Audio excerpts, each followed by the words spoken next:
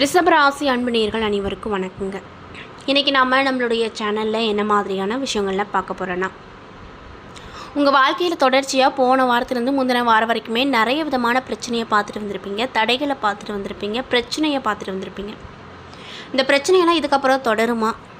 அப்படி தொடர்ந்தால் என்ன மாதிரியான பரிகாரங்கள் செய்யணும், என்ன மாதிரியான கடவுளை வழிபாடு பண்ணணும், என்னென்ன விஷயங்கள் பண்ணணும் பண்ணக்கூடாது, அது மட்டும் இல்லாமல் உங்களுடைய குணாதிசயங்கள் எப்படிப்பட்டவை, ஆனி மாதம் இன்னும் கொஞ்ச நாளாக பிறக்கிறதுக்கு அந்த ஆனி மாதத்தில் உங்களுக்கு நடக்கக்கூடிய நல்ல நல்ல விஷயங்கள் என்ன அப்படிங்கிறத பற்றி தான் நான் இன்றைக்கி இந்த வீடியோ பதிவின் மூலியமாக தெளிவாக உங்கள்கிட்ட ஷேர் பண்ணிக்க போகிறேன். இந்த பதிவில் சொல்லக்கூடிய எல்லா விஷயங்களும் கண்டிப்பாக ரிஷபராசி அன்பு நேயர்களுக்கு ரொம்பவே பயன் தரக்கூடிய விஷயமாக தான் இருக்க போகுது. அதனால் வீடியோவை ஸ்கிப் பண்ணாமல் பாருங்கள். மேலும் உங்கள் ராசி அதிபதி அப்படின்னு சொல்லக்கூடிய சுக்கிர பகவானுக்குரிய தெய்வம் யாருன்னு பார்த்தீங்கன்னா அந்த மகாலட்சுமி தாயார் தான். அந்த மகாலட்சுமி அம்மாவை உங்களுக்கு ரொம்ப பிடிக்கும்னா அந்த வீடியோ கூட லைக் பண்ணிவிட்டு நம்மளுடைய கமெண்ட் பாக்ஸில் மகாலட்சுமி தாயாருக்கு போற்றின்னு சொல்லி மறக்காமல் பதிவிடுங்க. மேலும் இதே மாதிரியான ஆன்மீகம் சார்ந்த வீடியோஸ் எல்லாம் பார்த்து தெரிஞ்சுக்கணுன்னா மறக்காமல் நம்ம சேனலை சப்ஸ்கிரைப் பண்ணிவிட்டு கீழே இருக்கும் பெல் ஐக்கானையும் மறக்காமல் கிளிக் பண்ணுங்கள். ஸோ இப்போ வாங்க நம்ம வீடியோக்குள்ளே போய் தெளிவாக பார்த்து தெரிஞ்சுக்கலாம். முதல்ல ரிஷப ராசிக்காரங்களுடைய குணம் எப்படி இருக்கும் அப்படின்ற விஷயந்தான் எல்லாரும் எதிர்பார்ப்பாங்க. அதை ஃபஸ்ட்டு பார்க்கலாம். ரிஷப ராசிக்காரங்க பழகிறதுக்கு ரொம்ப இனிமையானவங்க, வெகுளித்தனமானவங்க, அமைதியானவங்க, யாருக்கிட்டனாலும் சீக்கிரம் அடாப்ட் ஆகிடுவாங்க, அடிக்கடி மாறாமல் ஒரே விதமாக வாழணும் அப்படின்னு பிரியப்படுவாங்க. பெரிய மாற்றங்கள் அவ்வளோக்கு இவங்களுக்கு பிடிக்காது, இப்போ இருக்கிற மாதிரியே இருந்துட்டு போயிடணும் அப்படின்னு நினைப்பாங்க. இவங்க கற்பனை கோட்டை கட்டி அதில் வாழ்ந்து மகிழ மாட்டாங்க. வாழ்க்கை பிரச்சனையை கண்டு தயங்கி தள்ளி போடாமல் அப்போதே எதிர்நீச்சல் அடித்து ஈஸியாக சமாளித்து அந்த பிரச்சனையிலேருந்து வெளிவந்துடுவாங்க. மேலும் இந்த ராசியில் பிறந்தவங்க சுமாரான உயரமோ குள்ளமான உயரமோ தான் கொண்டிருப்பாங்க. சுக்கிரனுக்கு இந்த ராசி ஆட்சி வீடு அப்படிங்கிறதுனால இந்த ராசியில் இருக்கக்கூடிய பெண்களுக்கு நுண்கலைகளில் அதிக ஈடுபாடு இருக்கும். மற்ற கிரக அமைப்புகளும் சிறப்பாக அமைந்திருப்பதால் கலை உலகில் கொடிகட்டி இவங்க பறப்பாங்க. இது 100% உண்மை அப்படின்னு ஜோதிட ரீதியாக சொல்லப்பட்டிருக்கு.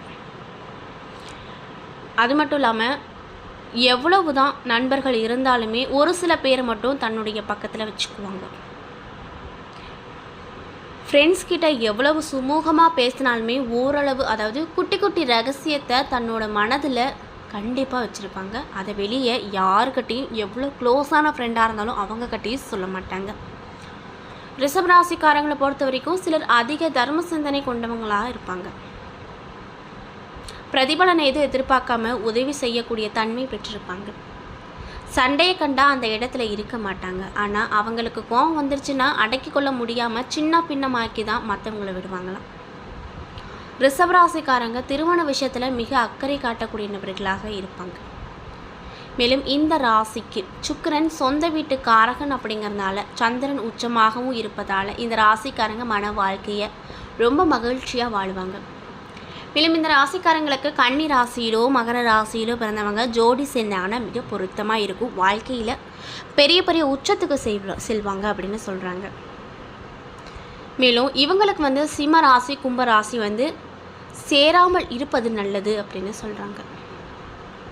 அது மட்டும் இல்லாமல் இந்த ராசியில் இருக்கக்கூடிய பெண்கள் தங்களுடைய அழகாக உடை உடுத்தி விரும்புவது போல் சமையல் அறையும் நீட்டாக சுத்தமாக வச்சுக்கணும் அப்படின்னு ரொம்ப ஆசைப்படுவாங்க.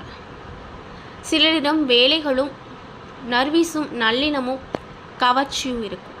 பிறர் பார்த்து தன்னை பாராட்ட வேண்டும் அப்படிங்கிற நினைப்பு இவங்கக்கிட்ட இருப்பதால் எப்பொழுதுமே மனதையும் சுத்தமாக வச்சுக்குவாங்க, வீட்டையும் சுத்தமாக வச்சுக்குவாங்க.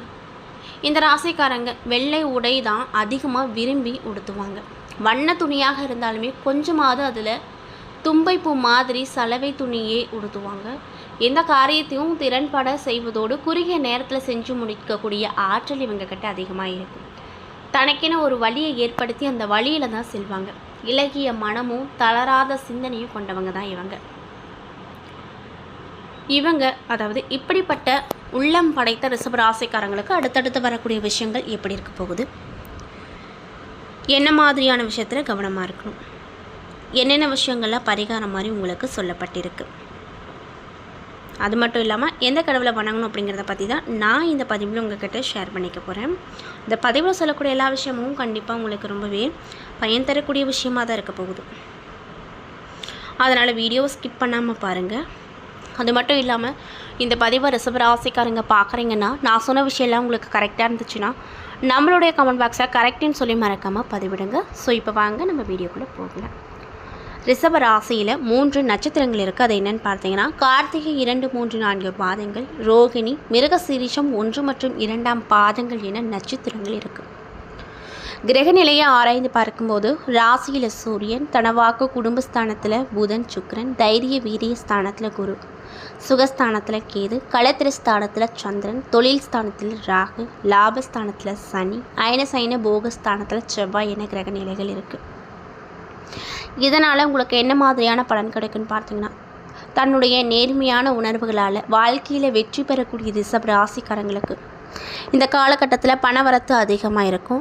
எந்த ஒரு முடிவாக இருந்தாலும் ஒரு முறைக்கு பல முறை யோசித்து பண்ணுங்கள், கண்டிப்பாக நல்லது நடக்கும். எந்த ஒரு காரியத்திலுமே அவசர முடிவு எடுக்காதீங்க. வீண் வாக்குவாதங்களால் பகைகள் வரக்கூடும். அப்படிங்கிறதுனால பேச்சுவார்த்தைகளை ரொம்ப கவனமாக இருங்க. முக்கியமாக வீண் விவகாரங்களில் தலையிடாதீங்க. மேலும் தொழில் மற்றும் வியாபாரத்தில் ஈடுபட்டு இருக்கக்கூடியவங்களுக்கு தங்களுடைய வியாபாரம் தொடர்பாக அழைய வேண்டிய நிலை வரும். வர வேண்டிய பாக்குகள் தாமதமாக உங்கள் கைக்கு வரும். உத்தியோகத்தில் இருக்கக்கூடிய ரிஷப ராசிக்காரங்களுக்கு மேல் அதிகாரி சொல்லிய ஒரு வேலையை முடிக்க அலைந்து திரிய வேண்டிய நிலை வரும். சக பணியாட்களிடம் வீண் பேச்சுகளை தவிர்ப்பது நல்லது. குடும்பத்தில் விருந்தினர்கள் வருகையால் திடீரென செலவு வரும். கூடவே சந்தோஷமும் கிடைக்கும். சுப நிகழ்ச்சிகளில் கலந்து கொள்ளக்கூடிய விஷயம் நடக்கும். குடும்பத்தாரோடு வெளி இடங்களுக்கு சென்று வரக்கூடிய நிலைகள் வரும். வெளிவட்டார பழக்க வழக்கங்களை குறைத்து கொள்வது நல்லது. கணவன் மனைவிக்கிடையே பழைய விஷயங்கள் ஒன்றால் வாக்குவாதம் ஏற்பட்டு அப்புறம் சரியாயிரும். ஆயுதம், நெருப்பு இவற்றை கையாளும் பொழுது வாகனங்களில் செல்லும் பொழுது கவனமாக இருங்க. பெண்களுக்கு எந்த காரியத்திலுமே அவசர முடிவு எடுக்காமல் இருப்பது நல்லது. வீண் வாக்குவாதங்களை தவிர்ப்பது அதை விட ரொம்ப நல்லது. அரசியல் துறையில் இருக்கக்கூடியவங்களுக்கு வாக்குவன்மை அதிகரிக்கும். பேச்சின் மூலமாக சில காரியங்களை சாதிக்க முடியும். சில முக்கிய முடிவுகளை எடுக்கும் சூழ்நிலை வருங்க. கலைத்துறையில் இருப்பவங்களுக்கு சிறப்பான காலகட்டமாக இருக்க போகுது. புதிய வாய்ப்புகள் வந்து சேரும். செய்து கொண்டிருக்கக்கூடிய வேலைகள் மிக சிறப்பாக நடந்து முடியும். மாணவர்களுக்கு வீண் அலைச்சலை தவிர்ப்பது, பாடங்களில் இருக்கக்கூடிய சந்தேகத்தை அவ்வப்பொழுது நீக்கி பாடத்தை படிப்பது முன்னேற்றத்தை கொடுக்கும்.